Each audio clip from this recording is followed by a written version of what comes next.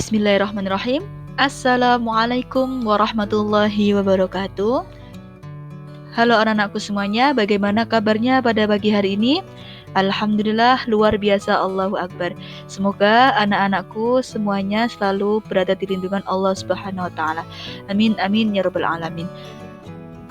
Alhamdulillah hari ini kita masih diberikan kesempatan lagi untuk bertemu dalam video pembelajaran Ustazah di pertemuan ke-7 ini, pelajaran IPS Ilmu Pengetahuan Sosial. Nah, kita hari ini masih membahas bab 1, yaitu tentang karakteristik geografis wilayah Indonesia. Kita membahas pengaruh kondisi geografis wilayah Indonesia terhadap kehidupan penduduk. Kemarin di pertemuan ke-6 kita sudah membahas tentang potensi dari geografis wilayah Indonesia. Sekarang kita akan membahas tentang pengaruhnya. Kira-kira apa saja pengaruh kondisi geografis Indonesia terhadap kehidupan penduduk? Ya, kita akan belajar bersama di video pembelajaran kali ini. Nah, sebelum itu Ustazah akan sampaikan tujuan pembelajaran di pertemuan ke-7 ini, yaitu tujuannya adalah anak-anak bisa menjelaskan apa itu pengaruh kondisi geografis Indonesia terhadap kehidupan penduduk Indonesia. Nah, kira-kira apa saja pengaruh kondisi geografis Indonesia? Ustazah, kita ketahui bahwasanya kondisi geografis wilayah Indonesia itu membuat negara kita disebut sebagai negara maritim dan sebagai negara agraris. Nah, masih ingat apa itu yang dimaksud sebagai negara agraris atau negara maritim? Jadi negara maritim adalah Indonesia disebut sebagai negara maritim karena sebagian besar wilayah Indonesia adalah berupa perairan, dan sebagian besar penduduk Indonesia bermata pencarian sebagai seorang nelayan atau bekerja di bidang perairan. Nah, dan yang kedua yaitu negara agraris. Nah, apa itu negara agraris? Yaitu negara yang sebagian besar masyarakatnya bermata pencarian sebagai petani. Nah, itu adalah pengertian dari negara agraris dan negara maritim. Nah, apa saja pengaruh kondisi geografis Indonesia terhadap kehidupan penduduk? Nah, ada 5 bidang di sini yang mempengaruhi kondisi geografis Indonesia. Yang pertama yaitu ada bidang ekonomi, dan yang kedua bidang sosial, dan yang ketiga bidang budaya, dan yang keempat bidang transportasi, dan yang kelima adalah bidang komunikasi. Ya, penasaran? Maksudnya apa sih bidang ekonomi, bidang sosial, bidang budaya, bidang transportasi, dan bidang komunikasi itu? Kita bahas setelah ini. Nah, pertama yaitu pengaruh di bidang ekonomi. Nah, tadi sudah sempat Ustazah sampaikan bahwa Indonesia itu disebut sebagai negara maritim. Jadi Indonesia memiliki garis pantai yang panjang dan laut yang luas, dan sebagian besar penduduk Indonesia bermata pencarian sebagai nelayan. Nah, mereka memanfaatkan hasil laut itu seperti ikan, kerang, udang, cumi, dan lain sebagainya yang ada di laut itu sebagai sumber pangan dalam kehidupan sehari-hari. Nah, ini bisa kita lihat gambar pertama yaitu ada seorang pembajak sawah dengan menggunakan sapi. Dan yang kedua, seorang nelayan yang sedang mencari ikan dengan menggunakan jaringnya. Nah, jadi ada perbedaan cara nelayan pada masa lalu dan masa kini, dan juga ada perbedaan seorang petani yang masa lalu dengan masa kini. Nah, dulu seorang nelayan itu melaut pada malam hari saja, tapi sekarang nelayan bisa kapan saja melaut. Dan yang kedua, dulu nelayan menangkap ikan di dekat pantai, tapi sekarang nelayan bisa melaut hingga ke tengah laut. Dan yang ketiga, nelayan itu biasanya dulu menggunakan perahu layar dan bantuannya adalah angin. Tapi karena perkembangan zaman, sekarang nelayan bisa menggunakan kapal mesin dengan bahan bakar minyak. Nah, yang terakhir yaitu nelayan masa lalu tidak memakai radar. Radar itu gelombang. Tapi sekarang nelayan memakai radar atau gelombang. Nah, itu adalah salah satu atau beberapa perubahan atau pengaruh dari kondisi geografis Indonesia terhadap kehidupan penduduk di bidang ekonomi. Nah, untuk selanjutnya yaitu petani. Petani masa lalu bisa kita lihat bahwasanya menggunakan kerbau untuk membajak sawah. Tapi masa kini para petani bisa menggunakan traktor untuk membajak sawah. Itu adalah akibat dari perkembangan teknologi.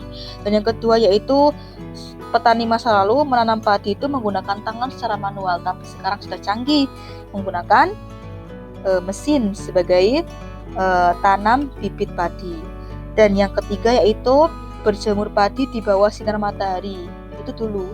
Sekarang mengeringkan padi bisa dengan mesin.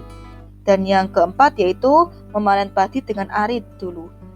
Sekarang memanen padi dengan mesin juga bisa. Nah, itu adalah beberapa pengaruh dari bidang ekonomi terhadap kondisi geografis wilayah Indonesia. Nah, itu dia perkembangannya. Nah, dari beberapa tadi yang sudah Ustaz sampaikan, ternyata dari perkembangan dalam teknologi itu banyak pengaruh positif dan pengaruh negatifnya. Yaitu di pengaruh positifnya itu bisa dilihat di buku paketnya ya. Waktu tanam menjadi lebih singkat. Terus, kegiatan menanam padi dan menghasilkan beras menjadi lebih mudah dan cepat. Menghemat waktu dan tenaga petani, dan kegiatan melaut dapat dilakukan kapan saja. Dan hasil tangkapan ikan lebih banyak dari biasanya karena menggunakan mesin dia. Karena menggunakan kapal.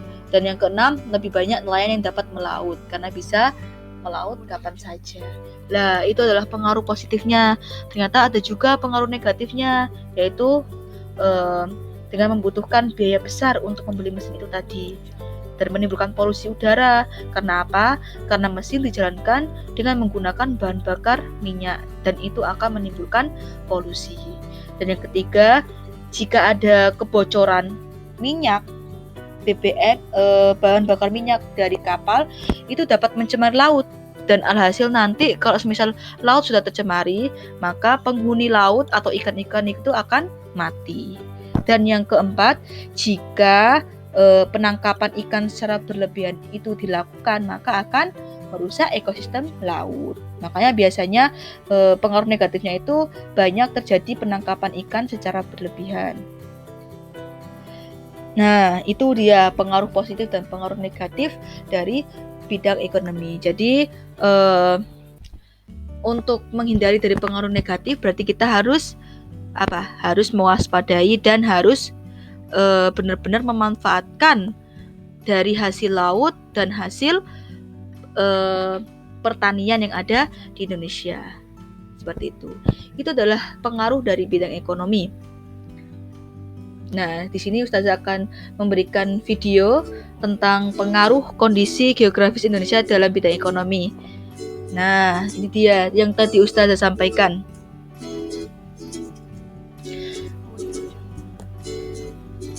Nah, ini dia nelayan tradisional dulu, dia menggunakan perahu, namun sekarang bisa menggunakan kapal. Kalau petani tradisional dulu menggunakan sapi dan sekarang menggunakan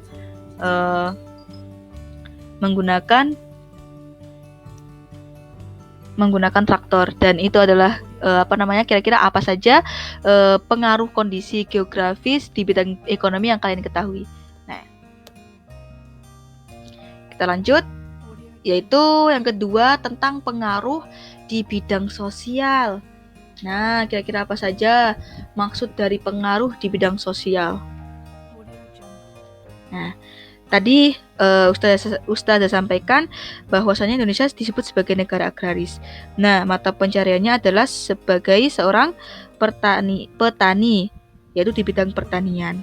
Nah, sekarang itu wilayah pertanian banyak yang berkurang. Karena apa? Karena banyaknya pembangunan permukiman dan industri. Arus urbanisasi yang tinggi itu menyebabkan berkurangnya penduduk yang bekerja di bidang pertanian. Nah, kepadatan penduduk juga semakin tinggi Akibatnya muncul permukiman kumuh dan terjadi polusi udara di wilayah kota karena banyak pabrik-pabrik yang didirikan yang menghasilkan polusi itu tadi. Nah, selain urbanisasi, ternyata kepadatan penduduk juga dipengaruhi oleh pertumbuhan penduduk itu sendiri. Nah, dulu biasanya penduduknya itu memiliki anak lebih dari 2, karena mereka menganggap bahwasanya banyak anak, banyak rezeki. Nah, sekarang pemerintah memiliki program keluarga berencana.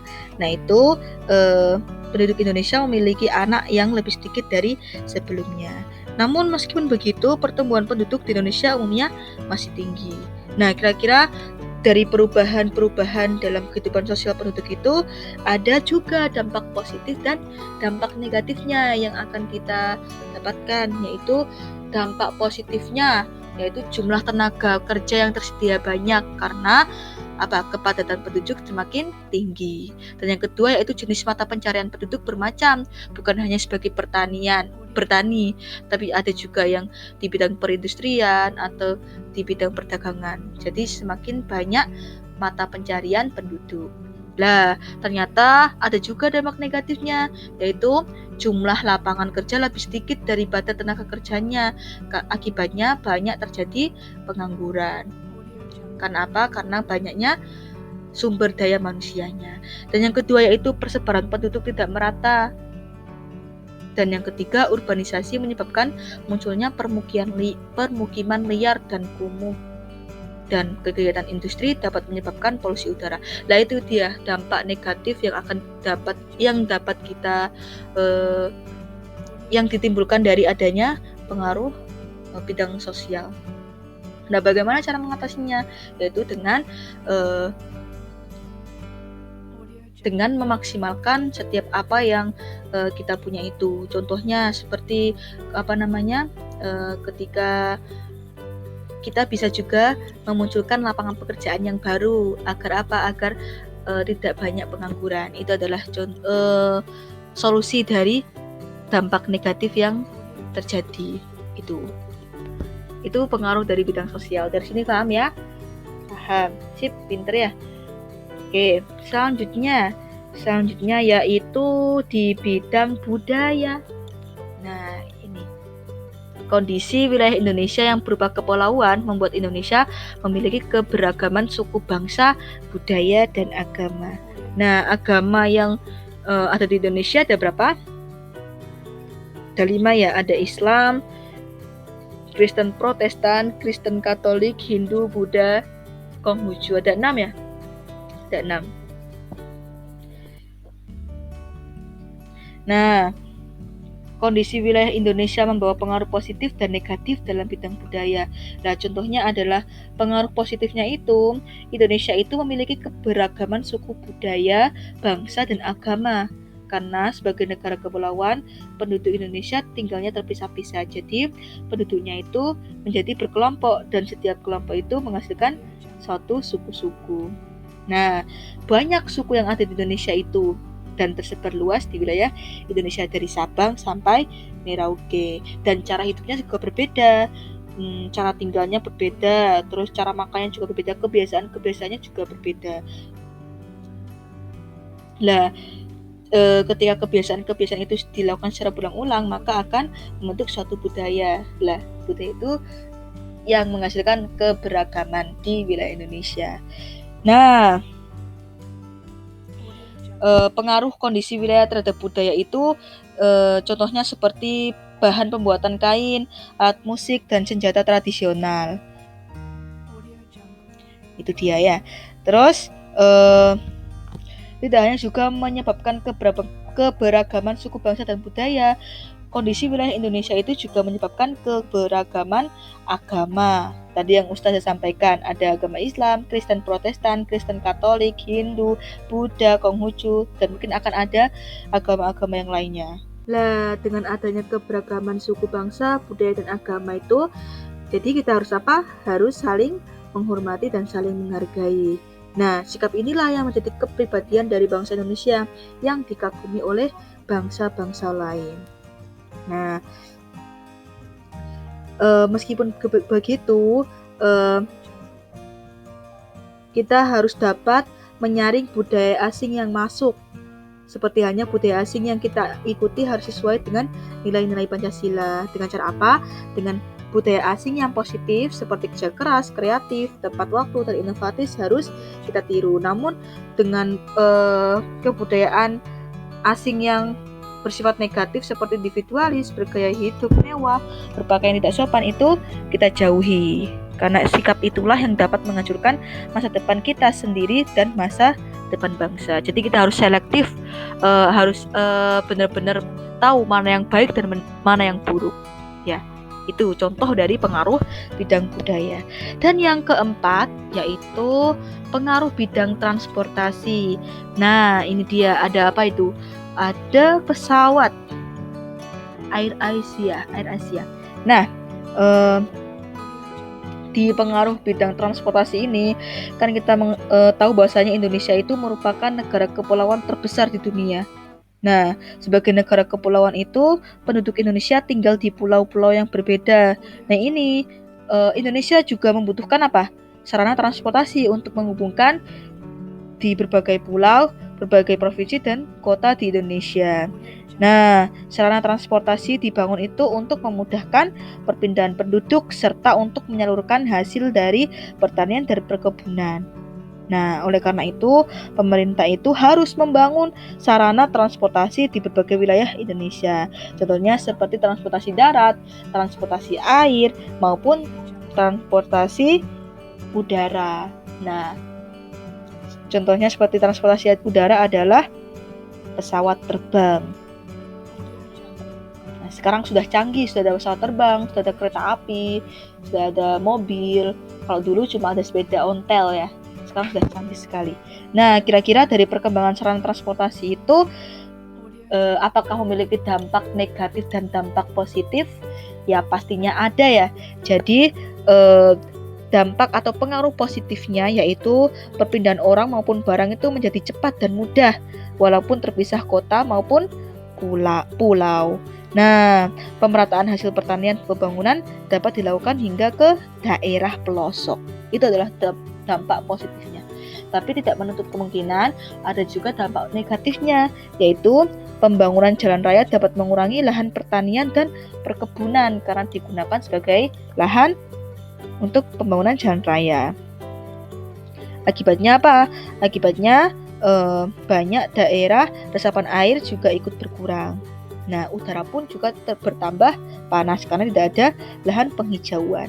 Nah, yang kedua yaitu pembangunan jalan dan jembatan diikuti dengan bertambahnya penggunaan kendaraan bermotor, yang itu akan menyebabkan timbulnya polusi udara, dan itu juga akan menyebabkan apa? Pencemaran udara dan suara. Itu dia. Dan yang ketiga yaitu pembangunan bandara dan pelabuhan menyebabkan polusi suara berupa kebisingan yang ditimbulkan dari pesawat. Nah, itu juga dapat mempengaruhi termasuk dampak dari bidang transportasi. Dan selanjutnya yang terakhir yaitu pengaruh di bidang komunikasi. Nah, bahasa itu adalah alat komunikasi. Namun, perkembangan teknologi menyebabkan berkurangnya komunikasi secara langsung. Contohnya di zaman sekarang ini sudah kita temukan contohnya teknologi telepon genggam. Ustazah yakin anak-anak sudah punya telepon genggam semua ya. Itu adalah bukti dari perkembangan teknologi komunikasi yang sangat cepat seperti itu. Kalau dulu kita berkomunikasi hanya lewat mulut ke mulut. Biasanya kalau masa kecil, masih ingat nggak ada ini apa namanya gelas aqua terus dikasih sambungan dengan tali. Lah biasanya kan anak-anak kecil menggunakan itu. Sekarang sudah nggak zamannya seperti itu ya. Sekarang hanya memencet saja sudah bisa menelpon dan bisa berkomunikasi dengan orang. Dari Indonesia dengan orang Malaysia bisa berkomunikasi. Ustazah di sini dengan kalian yang ada di rumah juga bisa berkomunikasi. Lah itu adalah pengaruh dari bidang komunikasi. Nah, bahasa, kembali lagi ke bahasa. Bahasa yang sehari-hari kita gunakan adalah bahasa Indonesia ya. Tapi dan juga ada juga banyak beraneka ragam bahasa. Karena apa? Karena Indonesia terdiri dari beberapa suku dan setiap suku itu memiliki bahasa yang berbeda-beda. Contohnya, suku Jawa itu biasanya menggunakan bahasa Jawa, suku Madura menggunakan bahasa Madura, terus suku Batak, suku Bali dan lain sebagainya itu memiliki bahasa masing-masing. Namun bahasa persatuan tetap satu, yaitu bahasa Indonesia yang harus kita junjung tinggi. Nah, tapi perbedaan bahasa itu bukan masalah buat kita, karena dengan bahasa persatuan kita akan jadi satu. Nah, kira-kira dari perkembangan teknologi komunikasi itu dapat memberikan pengaruh positif dan negatif atau tidak? Pastinya ya dapat memberikan pengaruh ya. Pengaruh positifnya yaitu komunikasi melalui tatap langsung lebih menjadi berkurang karena adanya keberadaan telepon genggam. Terkadang menjauhkan yang dekat namun mendekatkan yang jauh, seperti sekarang ini ya. Ustazah dengan anak-anakku pembelajarannya menggunakan jarak jauh seperti ini. Nah, ini ya pengaruh negatifnya ya, yaitu maraknya penyebaran konten atau games yang tidak sesuai bagi anak-anak. Karena apa? Karena media terlalu diumbar atau disebar seperti itu, dan biaya komunikasi meningkat karena harus membutuhkan kuota internet. Nah, itu dia. Masalahnya adalah kuota internet dan tidak semua wilayah itu memiliki sinyal yang bagus. Nah, apalagi di saat corona seperti ini, itu pasti pendidikan juga sangat memerlukan yang namanya jaringan internet. Seperti itu ya. Mungkin itu yang bisa Ustazah sampaikan di pengaruh bidang komunikasi dan pengaruh di bidang-bidang lainnya. Sudah paham semuanya? Mungkin itu saja. Ustazah berharap kalian bisa memahaminya dengan baik dan bisa belajar di rumah lagi ya nanti, biar nanti semakin pintar menjadi anak yang hebat. Sekian dari Ustazah, kurang lebihnya mohon maaf. Wassalamualaikum warahmatullahi wabarakatuh.